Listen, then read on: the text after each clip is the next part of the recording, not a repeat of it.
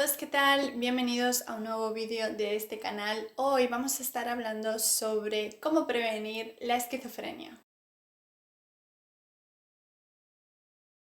Bien, siempre que queramos prevenir una enfermedad, vamos a tener que actuar sobre aquellos factores etiológicos o factores causantes de esta. Y en este caso es importante comprender que no tenemos un solo factor etiológico, no hay un solo factor determinante de la esquizofrenia, sino que existen unos modelos de vulnerabilidad biológica, vulnerabilidad psicológica o social.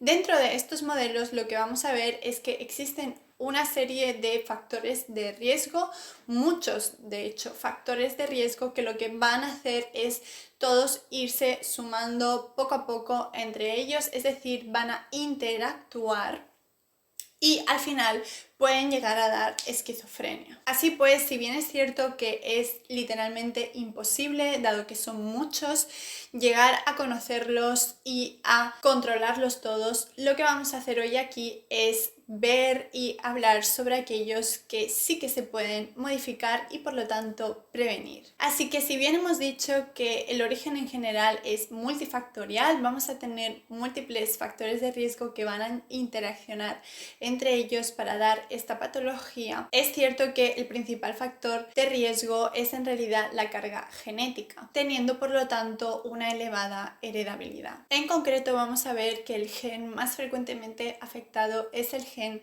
del receptor de la dopamina D2.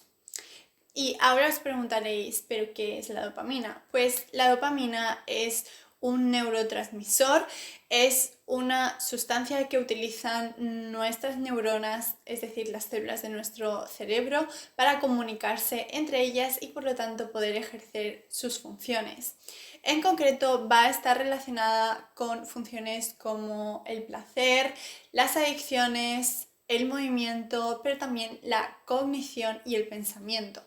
Como habéis podido ver, efectivamente la dopamina está relacionada con funciones muy diversas en nuestro encéfalo y es por eso que la sintomatología también es tan diversa y a veces tan complicada de tratar.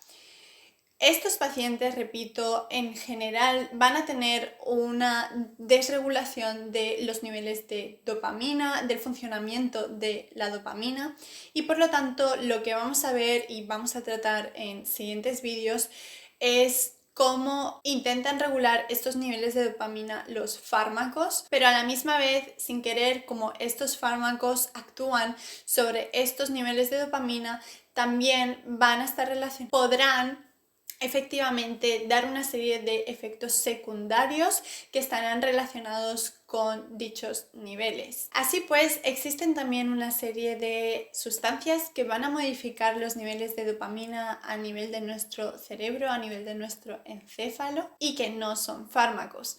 Dichas sustancias efectivamente son en general alcohol y sustancias de abuso. En concreto, más específicamente, los cannabis.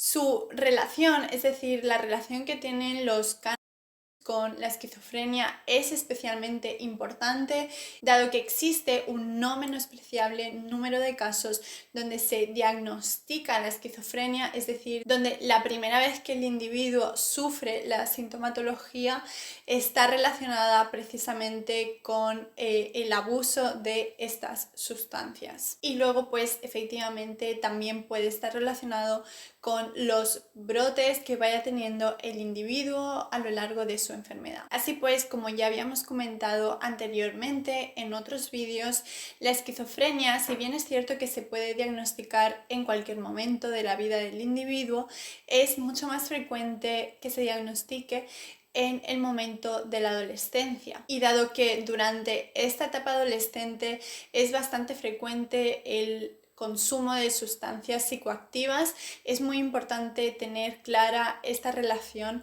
entre los cánceres y la esquizofrenia. Por otro lado, además de las sustancias psicoactivas, también existen otra serie de elementos o actividades que van a alterar los niveles de dopamina y en general van a ser situaciones estresantes para el individuo.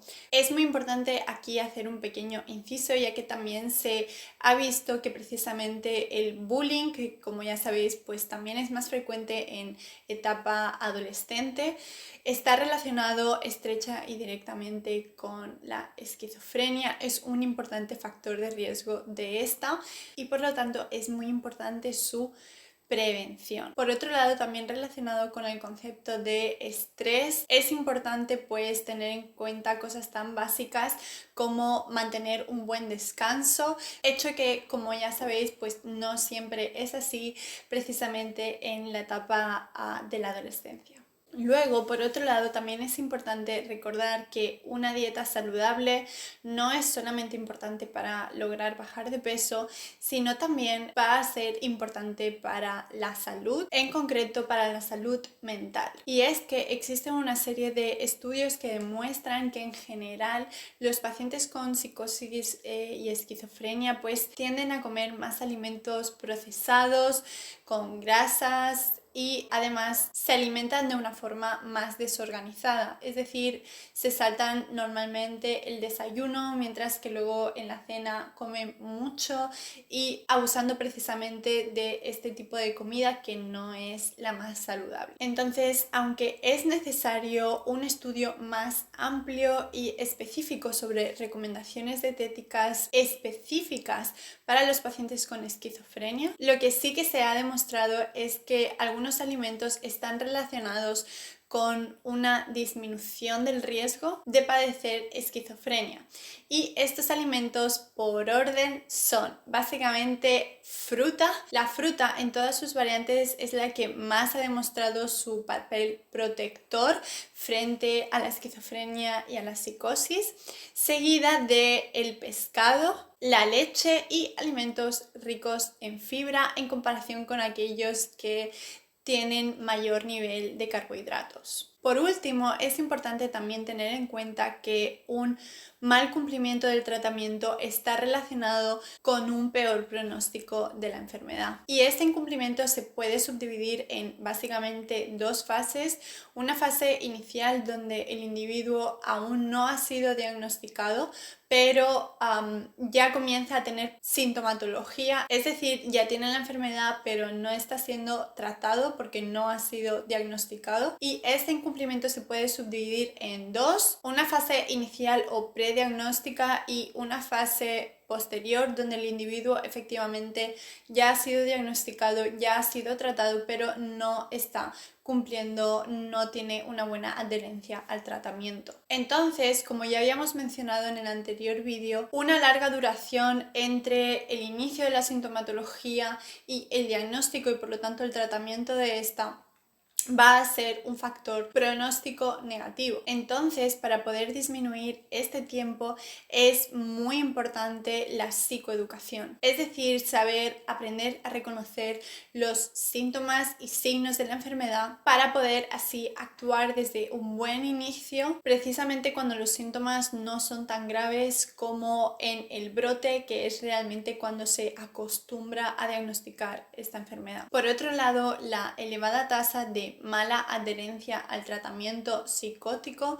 que tienen los pacientes actúa como uno de los factores de riesgo más importantes, pero evitable o mejorable, de nuevo repito, si se realiza una buena psicoeducación del paciente, ayudándole a entender su enfermedad, cómo debe de tratarla y cómo puede mejorarla, y aumentando por lo tanto así el insight de la enfermedad. El insight de la enfermedad es el autoconocimiento que el paciente tiene sobre esta. Así pues, en general, como hemos visto, una correcta psicoeducación del paciente nos va a permitir tanto un diagnóstico más precoz como una mejor adherencia al tratamiento, y por lo tanto en general lo que vamos a evitar es que el paciente vaya evolucionando con su patología haciendo brotes. Los brotes son un importante factor pronóstico negativo, ya que si bien es cierto que se caracterizan por tener de forma aguda mucha sintomatología. Luego, aunque se consiga corregir con el tratamiento, va a quedar un daño en el cerebro que es irreparable y que, como ya habíamos comentado anteriormente, genera afectación cognitiva, es decir, es literalmente como una demencia, y este es precisamente uno de los motivos por los que la esquizofrenia es una patología tan invalidante. Así que eso ha sido todo por hoy. Espero de verdad que este vídeo os haya ayudado. Nos vemos muy pronto en el siguiente.